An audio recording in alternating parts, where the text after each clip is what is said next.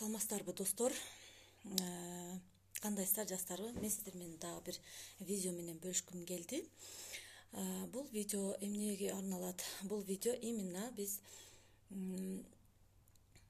финансовый грамотность боюнча болмокчу. Финансовый грамотность бизде мектепте дагы окутпайт, университетте дагы окутпайт да. Буну ар ким ар кандай өздөрүнүн билген нерсеси менен ар ким өзүнүн характерине жараша биздин ата энебиз же болбосо кайнатабыз өздөрүнүн эле мындай каалагандай башкарышат да. Мисалы үчүн кээ бир адам транжир болот, кээ бир адам багындай чөнтөгүнө акча турбайт, кээ бир адам өтө бышык болот, туурабы? Анан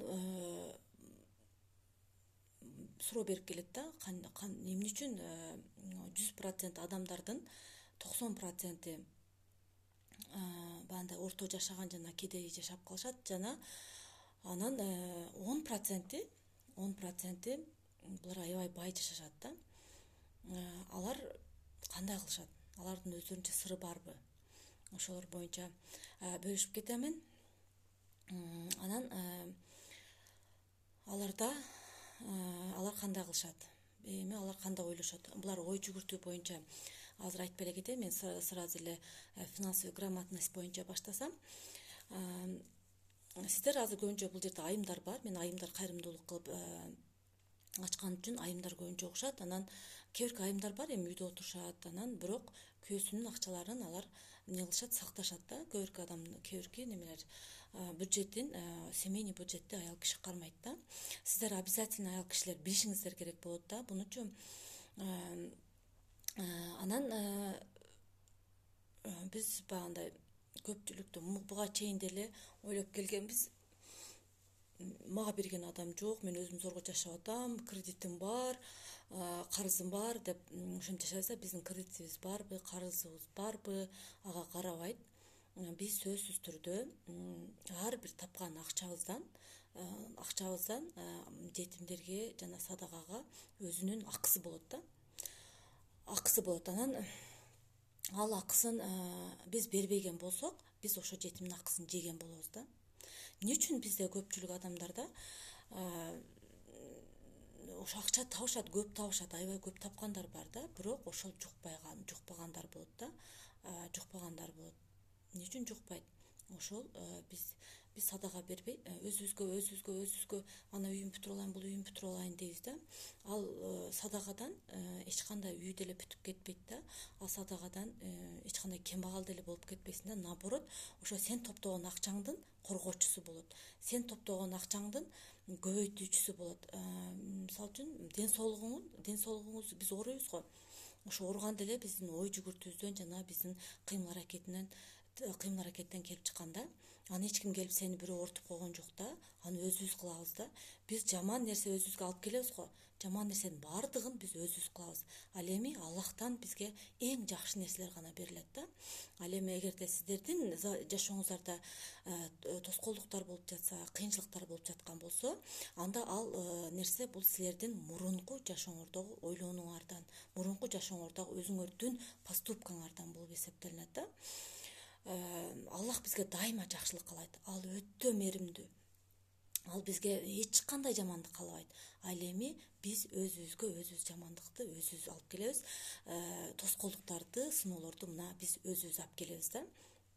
Аллах бизге только жакшылыктарды берет. Эгерде бизде эч нерсе кылбасак деле, эгерде бир тоскоолдук болуп аткан болсо, анда ошол тоскоолдуктун дагы ошо тоскоолдуктун артынан Аллахым бизге 2 эсе, 10 эселеп жакшылыктарды берет да.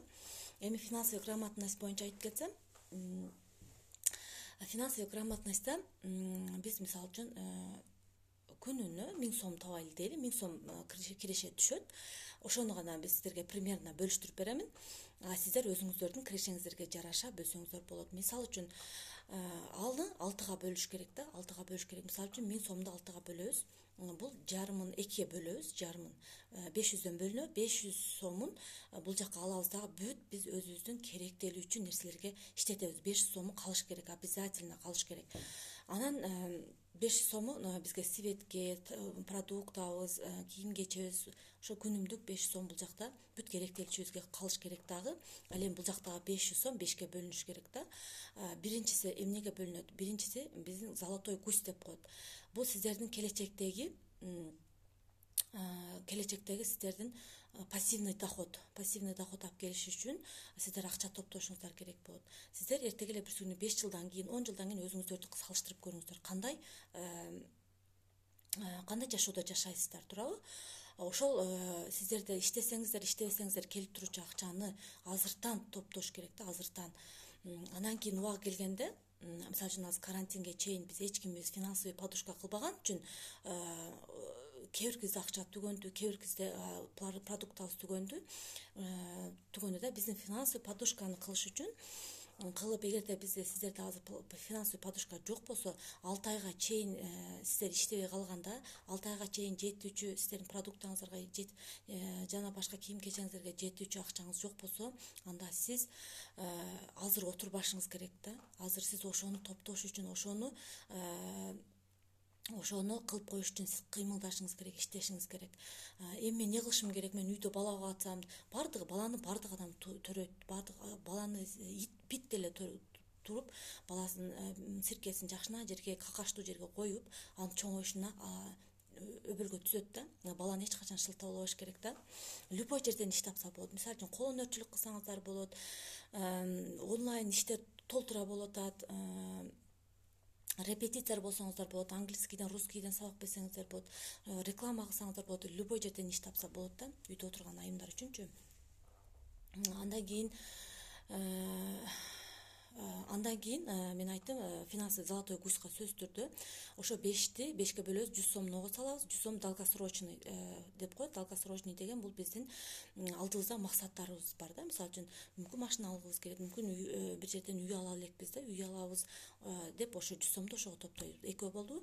Үчүнчүсү бул биздин мындай, биз кечке эле иштей берсек, биз эмне болот? Маанайыбыз түшөт, туурабы? Биз өзүбүзгө арнашыбыз керек да. Мисалы үчүн биз өзүбүздү сүйүндүрбөсөк, биздин денебиз дагы сүйүнбөйт да. Биз өзүбүздү кээде массаж кылдырып, кээде санаторияга жатып дегендей, биз өзүбүздүн ден соолугубуз үчүн акча чогултушубуз керек. Биз өзүбүздүн ыраазы кылыш үчүн акча чогултушубуз керек.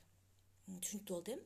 Андан кийин 4-сү бул садага деп атабыз. Садага болуп эсептелет. Бул 10% ошол 100 сом бөлүнөт. Бул ошол жетимдердин акысы да. Эгерде сен ошону бербей туруп жеп алган болсоң, жетимдердин акысын жеп алган болосуң да.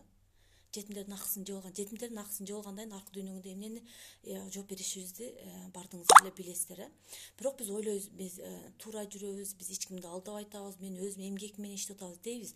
Бирок ошол бирөөнүн акчасын, бирөөнүн өзүнө болгон садаганы биз берген жокпуз да. Бербесек, значит, биз анын акысын жеп аткан болобуз да. Ушундай билип билбей кылган күнөөлөрүбүз толтура болот да. Ошондуктан бул садага берүү эң маани. Жана сиздер эгерде келечекте бакубат жашайм, финансовый свободность деп коет, бул акчага кыйналбоочулук менен жашайм десеңиздер, анда сөзсүз түрдө финансовый садага беришиңиздер керек. Азыркы садага бергенсиздер, сиздердин эртеңки бакубат жашооңуздар болуп эсептелинет. Дагы бир бөлүгү калды. Бул бөлүгү карыздар. Карыз көбүнчө бизден бирөөлөр карыз сурашат го. Карыз сурашат, керек болуп калат, бирөөгө берип туруш керек болуп калат, өзүбүзгө керек болуп калат, мисалы үчүн. Ошого топтошубуз керек да. Ошентип 5ке бөлүп топтошубуз керек. Буну 2 ай, 3 ай кылганыңыздардан кийин бул сиздерге адат болуп баштайт да. Биринчи албетте топтой албай кыйналасыздар, иштетип бересиздер, ошентип барып көнүп, уже топтогонго өтөсүздөр да. Буга окшогон